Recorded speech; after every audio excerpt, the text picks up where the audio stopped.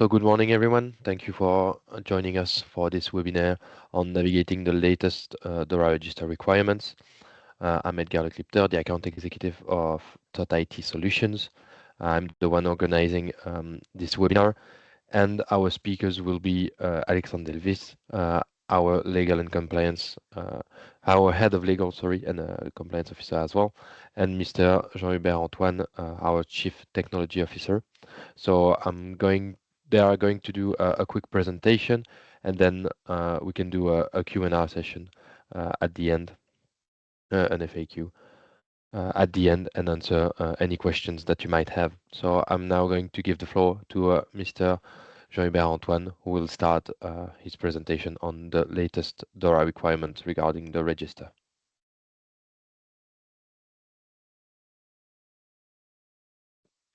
Welcome, everyone, and I'm happy to join you and share the latest news about DORA and the register.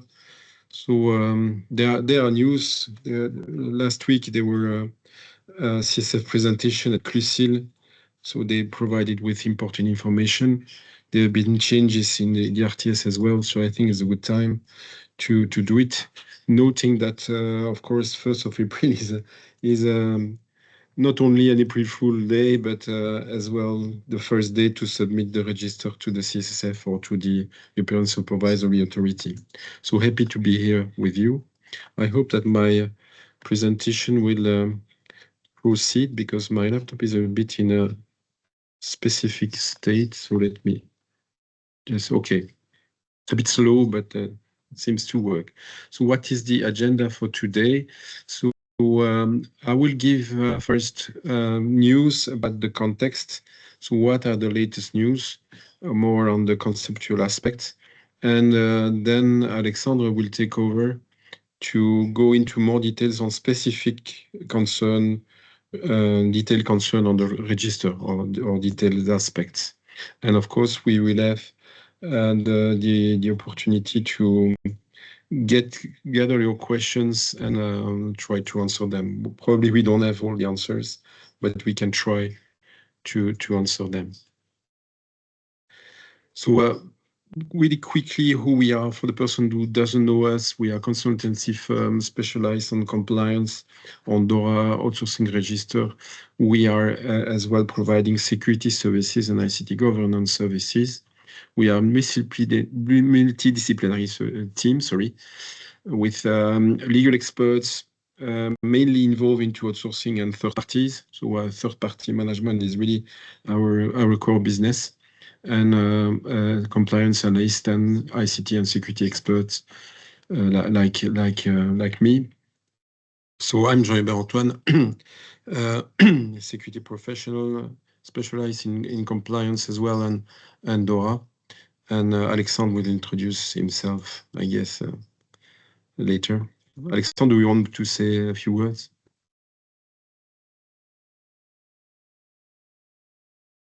We don't hear you. I don't think. We don't hear you. I don't hear you, in fact, Alexandre. Okay, let me continue in the meantime. So what do? We do DORA, of course. We do outsourcing as well for financial sector and insurance sector. And we have a platform which is called Recover. So Recover is a tool to industrialize, automatize the compliance, including, of course, DORA and the register, especially on outsourcing and DORA.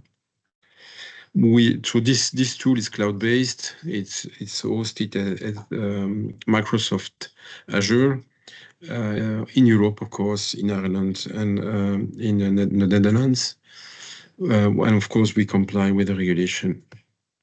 So, of course, you know DORA, you know the pillars of DORA. I don't want to do a training on DORA here. So we are focusing today again on the third-party risk management pillar, so the fourth pillar, and especially on the register. So why the register? The objective is to harmonize that between the financial institutions. It's allowing So the supervisory authority says this is a tool allowing organization to monitor, to manage third-party risks. And one of the main objectives is for the ESA, so supervisory authority, to draft a list of the critical service providers, the famous CTPPs. So there are news on that. CSSF announced last week that the designation of those CTPPs is foreseen in November 25. Initially, it was foreseen for summer, so something like June, July, but they've postponed that to November. So that's the latest news on that. There's not so much impact on the financial institutions themselves, financial entities. CSF clearly stated that buying services, using the services of a third party, which is a CTPP or not, doesn't really change, in fact, your duties in terms of due diligence, monitoring, contractual requirements, and so on. And it's the same for the support PSF. So whatever the third party you are using, the requirements are the same. It has really been clarified by CCG Lonco last Thursday. So the register is still the same, of course. We will not go through all the sheets, just to explain you that it's of course very complex, not really fitting in Excel, as the supervisory authority said. It's better to have like a database or a tool to manage them and export those data in a CSV format, as it is required by the CSSF. So I will I will explain that. To be able to gather all those data, you need, of course, to manage properly your ICT, the third-party services, to classify them. Very important to correctly classify them. Are they critical or important? What kind of services they are? So there are 19 categories. And by the way, the CSF confirmed last week that the categorization, the correct categorization is important on that.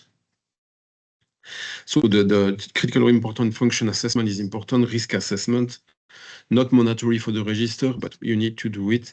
Contractual remediation, and I will speak a bit about that. The conflict of interest assessment, so between the vendor and the entity, or the staff of the entity and the vendor. The due diligence, which is important for the register. You need some information, additional information in the register. So the best way is to gather those data through due diligence questionnaire or by performing the due diligence. Monitoring with the KPIs, the SLAs, different types of monitoring, and exit strategy. Exit strategy is required for the register.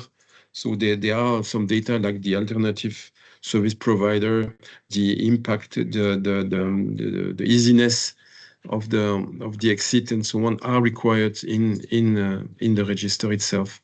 So for the register, you need the exit strategy. For the critical or important function, sorry, for the ICT services supporting critical or important function. Of course, we are helping a lot of customers to go through all those steps. There are news regarding the RTS on subcontracting. Yeah, so the Article 5 was a bit rejected by the European Commission, saying that the European Supervisory went too far. So they have modified the RTS on subcontracting. So the question we had is, what is the impact on the register? Do we still have to go through the chain of outsourcing, the chain of subcontracting? And CSF clearly answered that last week. We know this is very challenging, but the CSF confirmed that the chain of subcontracting should be as long as possible. So and this was answered already in the FAQ in February. So there are no theoretical limits of the supply chain. In case the provision of ICT service related to financial entities, they shall provide the longest possible supply chain. By the way, for the not critical or important functions, so for the services supporting functions that are not critical or important, to be precise, CSSF gave as well specification. So if it's intra-group, you need to manage the supply chain of your group as well. So it's not enough to say, okay, this is intra-group, we will stop at rank 1. If it's non-critical or important, and if it's intra-group, you have to go to rank to the first provider which is outside of the group, if there is one. So which was a bit important as well. So for the register, you need to gather a lot of information. There are, of course, still a lot of ICT supply service providers which are resisting. And CSF provided with news on that, or at least ways to handle that. We know a lot of organizations are suffering, are facing challenges, getting all the data from and aligning the contract with the service providers. CSF was clear. This is the strong requirements. There will be no exception on that. So you really have to force your service provider to comply, to have a compliant contract, provide with monitoring, answer due diligence questionnaire, and provide with identification code, so LEI or EUID, which are the only two which are accepted. And so CSF was clear. If a supplier is resisting, you need to negotiate, warn them that they will lose customers from the financial sector. What CSSF has added as well is that a good I would like to say a good alternative for as well an escalation procedure is to communicate with the CSF through the association, like the BBL, the ALFI, Association of the Insurance Companies, and FTL, for example, that will gather all those problems and communicate that to CSF. And CSF will discuss with other authorities in Europe to see what, at the European level, what they can do. Maybe locally, a supplier could resist, but when they will have a lot of requests from all over Europe, and the authorities talking to them say, look, you need now to cooperate and to comply. This will change the deal, we hope. So CSF encourage for a communication towards them, not directly, through the associations. Important message, I think. So as I said, the scope and the classification are important.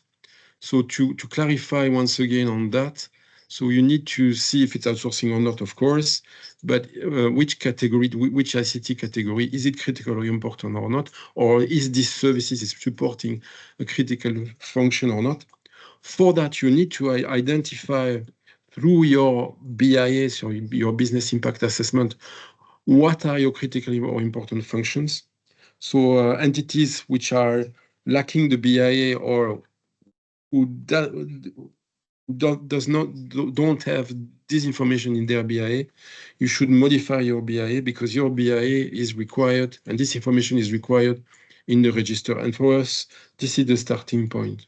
So if you don't have a good and I would say comprehensive BIA, this is the first action point for us. So you need to mention the functions, the authorized activities related to that, and as well the services which are supporting those critical or important functions in the register. So a reminder as well on the register context. So CSSF, it's 1st of April. CSSF confirmed that the format CSV is the only format which is accepted by the CSSF. By the way, for the authorities which are supervised by the European Central Bank, They may submit the register in Excel format to the central bank because their tool is accepting Excel. But CSF was really strong on that. No Excel file, only CSV format. So in the content of the CSV, CSF confirmed as well, and we had the information before, that what is required in the column is not the label, is not the value, but the EBA codes. So there are a lot of drop-down lists so in some of the fields of the register. So it's not about having the value of the field, but the code. There is EBA codes. So only EBA codes in the register, in the CSV file that you will export.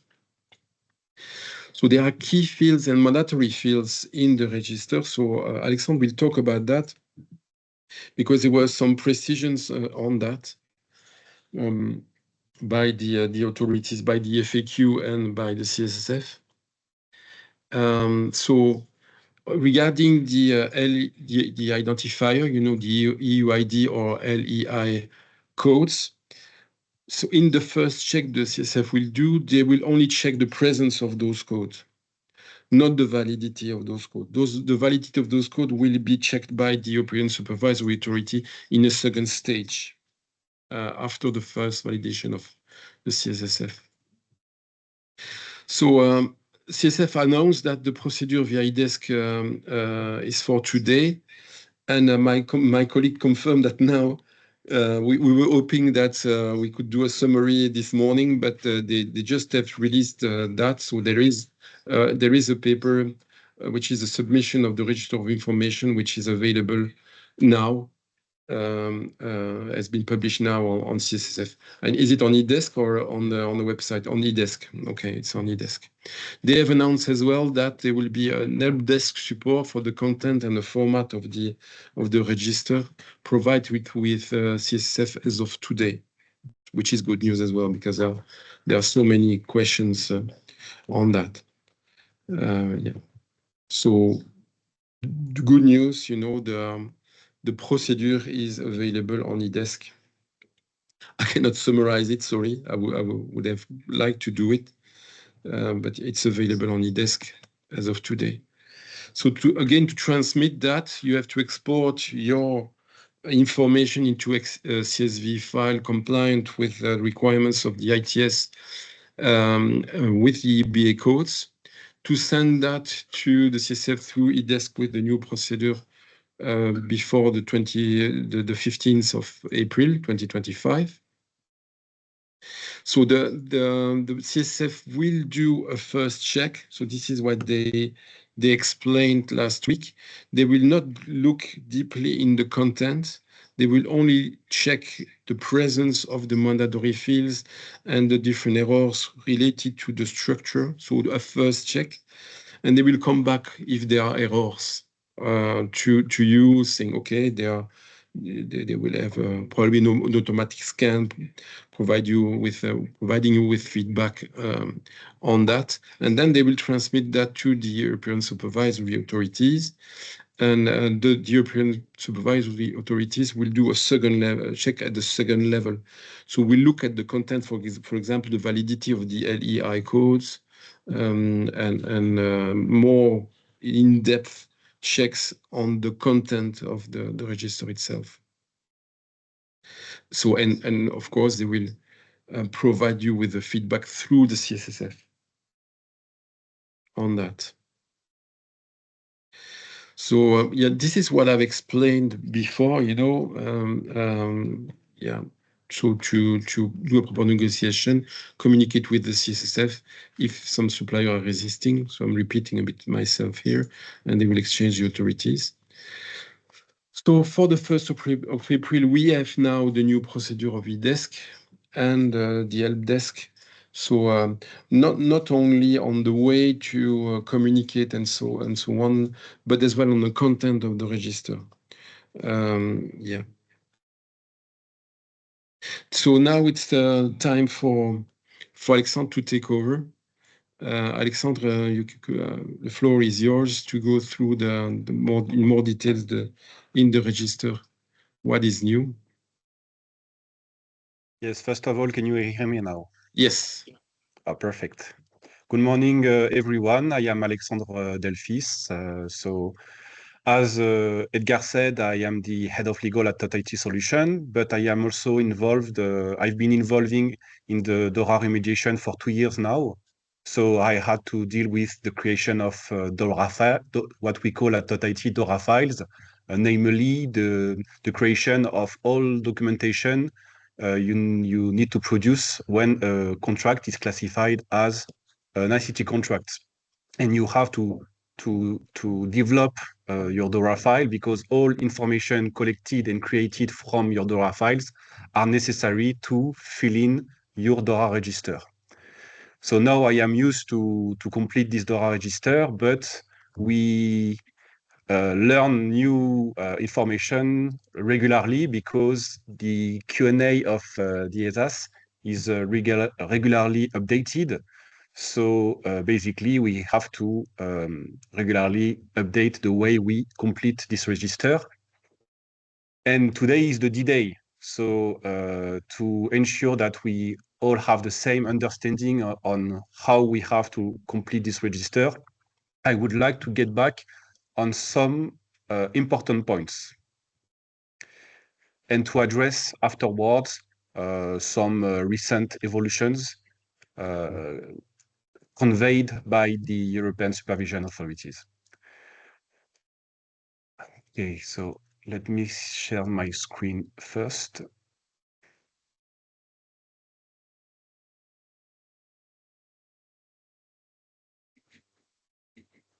Is that good?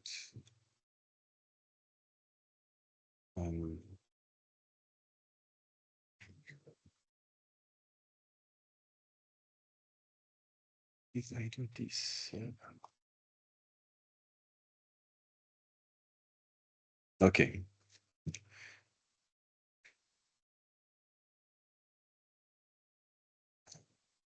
Okay, so first of all, I would like to get back on the concept of sorry, the concept of key values. Okay, because this concept of key values is extremely important insofar as we have to follow some really restrictive rules on the utilization of these key values in the registers, because if we don't comply with those rules, all our register will be rejected by the ESAS, because the latter have a very restrictive approach about this, and they have a restrictive approach on every data of the register, because even if you have an extra space in the cell of your register, it's necessary to remove this extra space, because otherwise the scanner of the ESAS will notice the gap and will probably reject the register. So key values, what are we talking about? So key values basically refer to some information of your register, some data of your register. Not all data in your register are key values, okay? The list of these key values may be found on the EBA website. And I highly recommend you to only rely on the EBA webpage when you want to know how to structure and to complete your register. The EBA website post any rules, any sufficient rules you need to know before completing the register. So only rely on the EBA website. Don't use some random templates you found from another financial entities. Create your own register, adapt your own register based on information located on the EBA website. So on the EBA website, there is a list of multiple files. And among these files, there is a data point model. In this data point model, you have a table. And in this table, you have the whole list of all tabs, okay? All sheets, all tabs here. Here of your register. So this is the tab 1, the tab 2, and you have the list for each tab of every columns located in the tab. Some of these column, so when I say column, I mean datum, datum, because one column equal one data, one datum. So some of them may be primary key or foreign key, sometimes both, okay? When data are primary key or foreign key, these data are key values, okay? So when I watch the tab 1110010, I see that the LEI of the entity maintaining the register of information is a primary key. Okay, let's keep that in mind. Likewise, in the tab 00102, the LEI of the entity, so in the scope of consolidation, in the scope of the register of information, is also a primary key. Okay? Then we can see in the same tab that the LEI of the direct parent undertaking of the financial entity is here a foreign key. Okay? So either it is a primary key or a foreign key, we are in the presence of key values. But you will see later that things are not that simple. I will explain why. What is exactly a primary key? A primary key is a unique identifier for a record in a specific table. Okay, so this is the way to have a single identification of your data. Once your data is inserted in your register for the first time, because there is an order. Okay, when you insert your data in your register, there is an order to do this. Okay, so for instance, the identification code of your service provider, the first time you insert the information is in the tab 05 something in my memory. And then you have to duplicate this information in other tabs later in the register. So the primary key is our data you insert in your register for the first time. Okay, this ensures that each row is distinct from one to another. For instance, so I give you an example. The contractual arrangement reference number here is a primary key. Okay, so this could be, for instance, this is the simulation of a reference number. So ref 0104 2025. Here I have my contractual arrangement reference number. When I insert this information in the tab B0201, this is the first time I insert this information. So from now on, this information will be my primary key. Okay? Now, what is a foreign key? A foreign key, the foreign key is a reference to my primary key, but I said in another table, but it would be more accurate if I would have said in another column or in another table. So this allows the regulator to make links between the first primary key you have inserted in the register and its iterations in other sections of the register. I give you here again an example. For instance, the overarching contractual arrangement reference number. So we are in the same tab, okay? We are in the tab 0201. The overarching contractual arrangement reference number is a foreign key. Why?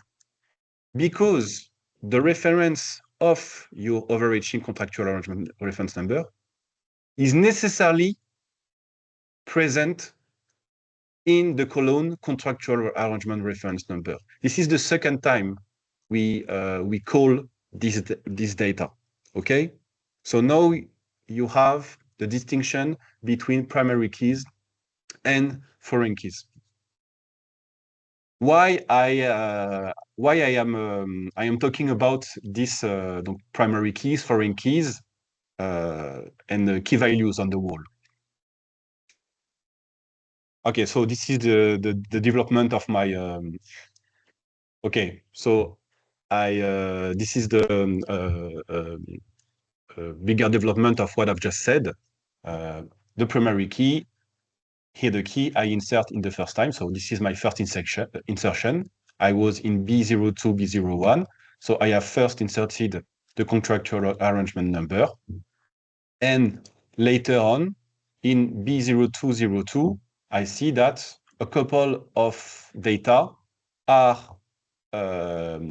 primary and foreign key at the same time, because it's the second time you insert the primary key, or the third time or the fourth time, and foreign because it's primary because you call the primary key, it's foreign because this happens later in the register.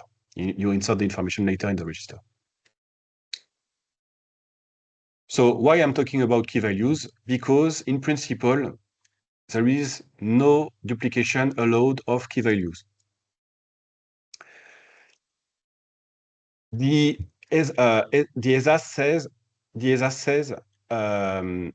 when multiple data are relevant to provide the request information, all these data values should be reported in separate rows. Okay, so for instance, if I have different information needed in my register, I have to duplicate my rows in order to select all relevant information. I realized that my example, I made a mistake because this table is not good. I wanted to use another visual because here we have different contracts with different headquarters, so that's okay. But for instance, if you have here data location, okay, your data may be located in different countries. For instance, Belgium, Luxembourg, France.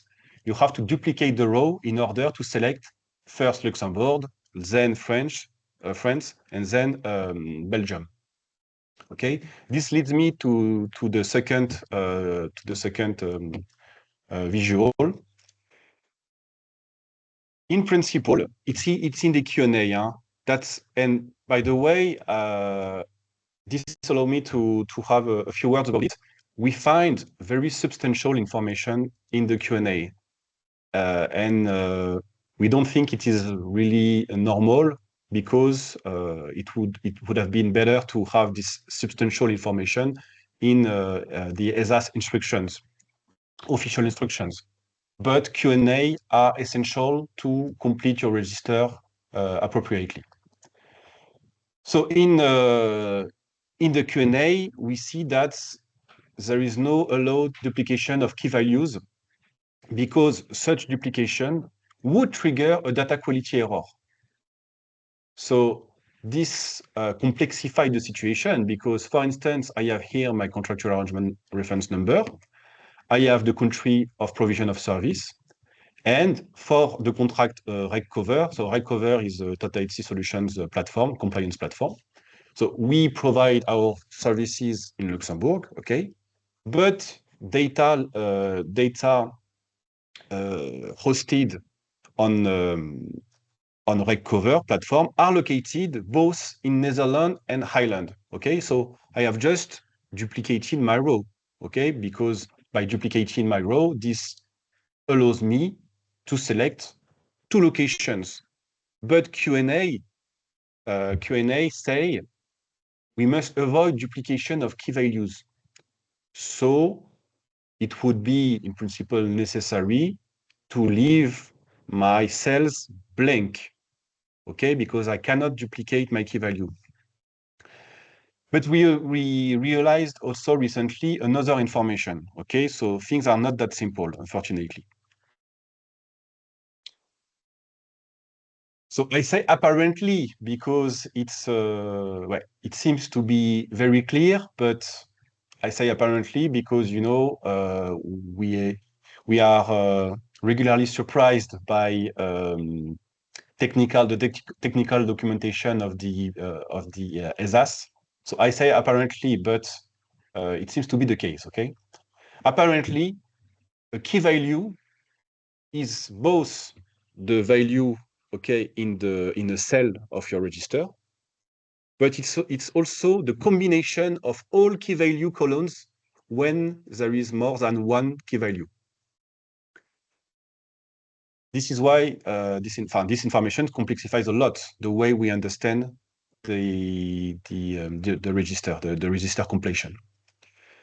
So basically, if my combination between my first row, if the combination of all my key value of my first row and the combination of all key value of my second row are different, it would be apparently acceptable to have a duplication of your key values. Okay? Because we have a change between Netherlands and Ireland. If the second row had mentioned Netherlands, okay, we would have faced a situation where we are in the presence of duplication of key values, and it would have not been acceptable from a regulatory perspective. Okay, so here in this situation, apparently duplication is acceptable, okay, of your key values.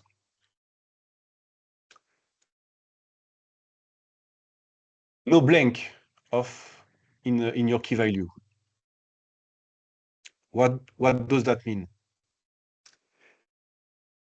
So in the register, there are multiple drop-down lists, okay, and it's a way to to frame the way you complete your register. Like that, you make less mistakes if you select the information in a drop-down list rather than if you complete it by yourself. Okay, so there are a lot of drop-down lists, but sometimes the drop-down list, the value. Either you don't have a value in your drop-down list, or the value in the drop-down list leads you to a situation where another column, okay, another cell is not relevant to complete.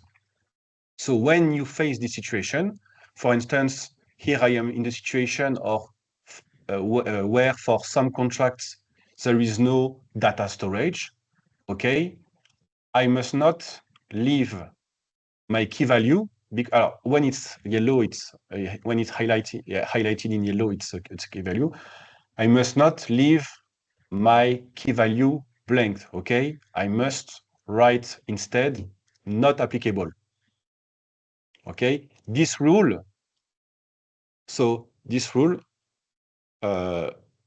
in which we cannot leave a key value blank, must be associated with the previous one. Okay. So we must consider both the rule of duplication and the rule of no blank key value when we complete the register. Okay. By the way, maybe you will notice that the register here is not completed with EBA codes.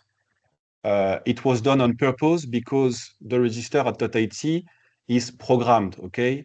There are a lot of VBA codes behind the register, a lot of formulas, and we have, so this allows us to complete the register by using real terms, okay? And not the EBA code, because when you complete the register by using only EBA codes, it is really complex. Because as you can see, our first EBA codes is really hard to read, to apprehend. And then we have to follow some technical rules at the same time. So by using real terms, it's a more efficient way to complete the register. And then we have a tool to convert all these terms into EBA codes, okay, at the end of the process. So that was the no blank, the rule of no blank for key values. Now some updates about the register. One main update, or I would say an important precision. An entity asks the question to the ESAS if in the template B0102, so the template B0102, the tab, concerned the list of entities in the scope of entities of your group in the scope of the register scope. The question was, do we have to mention only financial entities? For instance, if you are part of the group, does the group need to only present financial entities of its group in the register, or can you mention other entities of your group? Okay, because in your group you can have of course financial entities, but also non-financial entities in your group. The answer is now clear. This register may include both. Okay, so you list all financial entities of your group, but also all non-financial entities providing ICT services to entities of your group, to financial entities of your group. Okay, so this was this update, this answer was given by the ESAS last week. Your business functions first. If some of you have not started to complete the register, the best way to start from our point of view is to create your business impact analysis. This is a requirement from the pillar 1 of the DORA. The business impact analysis will enable you to have an overview of all your business functions and of all vulnerabilities of your business functions, if I may say so. So you will list all your business functions and their criticality, how to know if a business function is critical by asking yourself the question, does in case of function description, is this description, significantly, and I underline significantly, impairs your compliance and legal obligations, financial performance, services, and activities. I underline significantly because if the description slightly impairs these 3 points, all your functions will be critical, okay, or important. That doesn't matter whether the function is critical or important, because the legal regime is the same for these functions. So you will list all your business functions. You will list the connection between all your business functions and license activities. Okay, in principle, the list of license activities is provided by the EBA website. Okay, so I refer you to this website again. You will also list the connection between all your business functions and services provided by your service provider. You can have business functions not supported by services provided by service providers. Okay, or you can have also business functions that do not support your license activities as well. Okay, so the connection between all your business functions and services provided by your service providers, and then the level of reliance. Okay, so the level of reliance is a concept created for the DORA Register. The level of reliance between your business functions and services provided by your service providers. In other words, what is the impact of the description of this or that service on your function. Here you have a list. This list is provided by the DORA register itself, and there is 3 main levels of reliance. Be really careful when you connect a service with a business function critical, with a critical or important function. Why? Because in other parts of the DORA, especially in the RTS on the policy for services supporting critical and important functions, it is mandatory when contracts support critical or important functions to develop some document. For instance, an exit strategy. Okay, and this level of reliance, because with the level of reliance, you can have you can reduce the criticality, for instance, of or the impact of the description of the service on your function with the level of reliance. But the level of reliance is not mentioned in other sections of the DORA. So as soon as you link your service with a critical or important function, basically the regulator would be legitimate to consider that you have to create all documentation necessary in the RTS, because, for instance, the exit strategy, because your service is linked to a critical important function. Okay, so be very careful with that. We recommend to have, for instance, a main critical or important function, and then to have a support function supporting the main critical or important function, and the support function is not critical, and like that you can link your service with this function. What time is it? Don't know if I have still time. Okay, 11:50. I can just show you how this can look like quickly.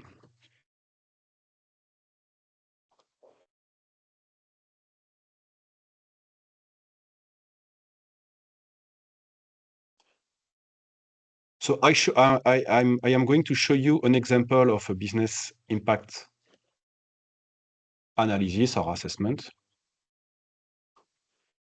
There is no need, of course, to have the same design, okay, on your end.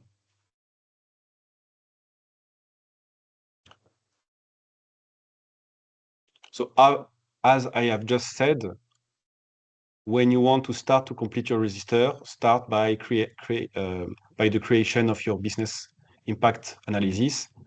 Here we have all our business functions. We have 3 categories of business functions: main category, macro business functions, and micro business functions. For each function, we determine whether the function is critical or not. Okay, here, yes, no, yes, no, yes, no, yes, no, for all your business functions. Then we link these business functions with your license activities. Here, those are license activities of an investment firm. Okay, it's just an illustration, of course. Then you mention services supporting this or that business functions. Okay, so for instance, here, Microsoft 0365 support the definition of the governance of the company. And if Microsoft 0365 fails, the level of reliance is high. Okay, so the impact is very high on the function, and like that, you will have all strategic information needed to complete the register with serenity. Okay.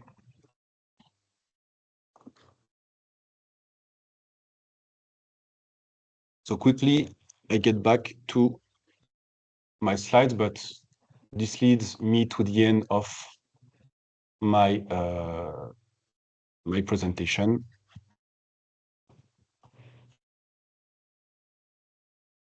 Maybe we can take some questions So if you have any question, I think it's a good opportunity for you to be able to ask.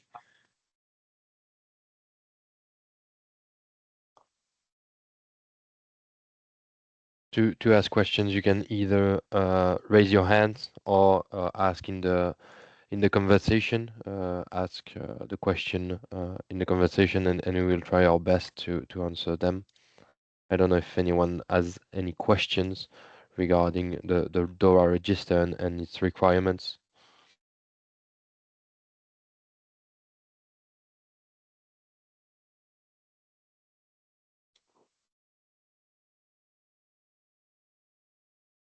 Okay, well, if I have some words to conclude, a couple of months ago, I could have said that it would be it was possible to complete the register by yourself by using an Excel file. Now my speech is not the same. We highly recommend you to use automated solutions. It is also the point of view of the ESAS. Okay, there is a communicated, there is a provided a communication in which they don't expect you to maintain the register, okay, over time in an Excel file, because as I said, using EBA codes and comply with all technical rules is extremely tricky, okay? So you will probably make many mistakes, many errors in your register if you keep it, if you maintain it only in an Excel files. Of course, if you are a really small company, I don't know, with like 4 or 5 contracts, it's obviously okay to maintain it with the Excel files. Otherwise, it's better to use specialized service providers and automated solutions dedicated to the DORA register. Maybe Edgar, you can have a few words about the platform we provide. Yes, but first of all, Mr. Reiter had a question. I don't know if you have access to the Q&A section. He has a question related to the reliance. I don't know. Can you see it, Alexandre, or not? Okay. Question on reliance. I'm checking it. Can the level of reliance be used to avoid classifying some agreements as critical important when the site has redundant internet lines? For instance, when the site has redundant internet lines, internet connectivity is critical, but each contract supplier is low reliance.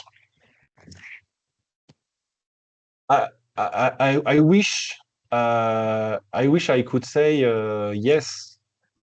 I wish I could say yes, because of course,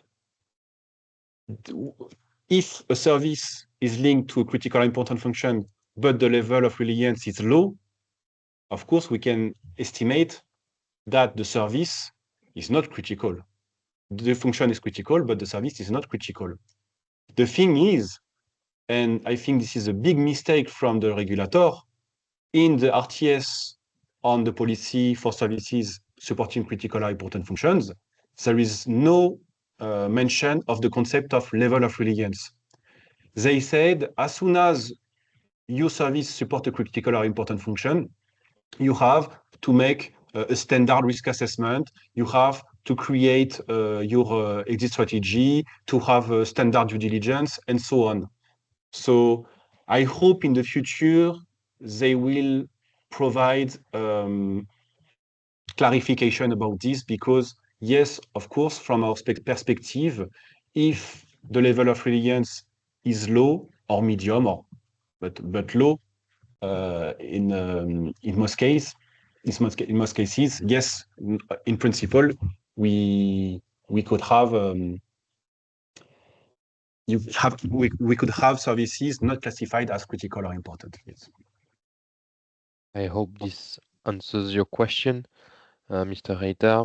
Does anyone else has any questions while we are at it? Or is it clear for everyone or not? I don't know. Either way, you can use the Q&A section or raise your hands, or yeah, that might be it.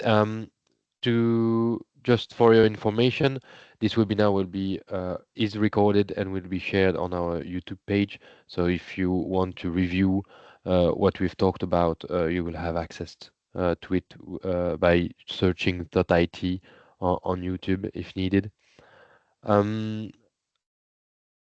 Well, thank you everyone for being here. If there is not any more question, I would thank you very much. So. Just a quick word about about Recover. Yeah, Recover is really a platform, a tool, just as Alexandre said, to help you standardize, industrialize, and automate your compliance processes.